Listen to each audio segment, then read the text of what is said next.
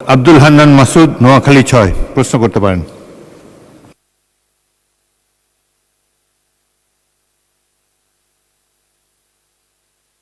এর জন্য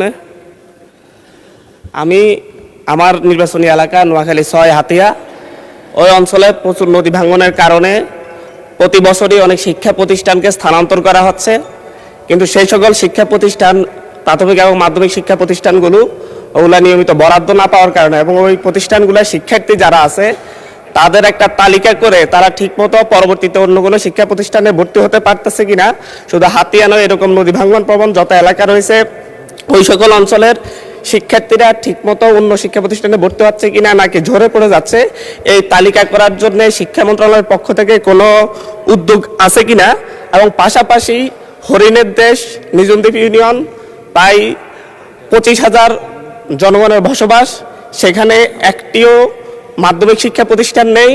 পাশাপাশি সেখানে যে প্রাথমিক শিক্ষা প্রতিষ্ঠানগুলো রয়েছে সেই প্রতিষ্ঠানগুলোতে শিক্ষকের প্রবল সংকট।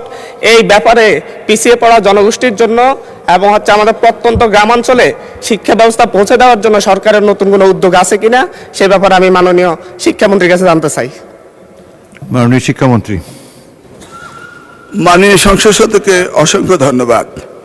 ইতিপূর্বে 2001 থেকে 2006 সালে নকল প্রতিরোধ আন্দোলনের সময় আমি সেখানে গিয়েছিলাম এবং দেখেছিলাম নদী ভাঙ্গনে কলেজ চলে যাচ্ছিল এবং সাবেক প্রধানমন্ত্রী বেগম খালেদা জিয়ার সময় সেই কলেজগুলোকে সরিয়ে ভালো অবস্থানে নেওয়া হয়েছিল। যে সমস্ত প্রতিষ্ঠানগুলো নদী ভেঙে যায় তাৎক্ষণিকভাবে আমরা সেই প্রতিষ্ঠানগুলোকে নতুন করে আমরা তৈরি করি।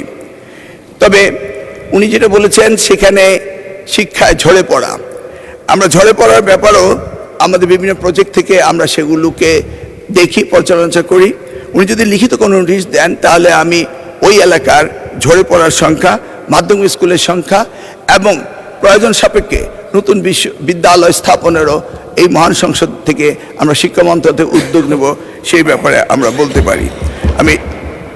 আমি এটাও বলতে পারি যে বিভিন্ন প্রশ্নে এসছে বিরোধী দলের বিষয়ে, আমি এটাও বলতে পারি মাননীয় প্রধানমন্ত্রী আমাদেরকে নির্দেশ দিয়েছেন সারা বাংলাদেশে শিক্ষাকে দলীয়করণ না করে শিক্ষা সকলেরই ব্যবহারযোগ্য সামগ্রী, এই শিক্ষাকে উন্নত করার জন্য তিনি নির্দেশ দিয়েছেন।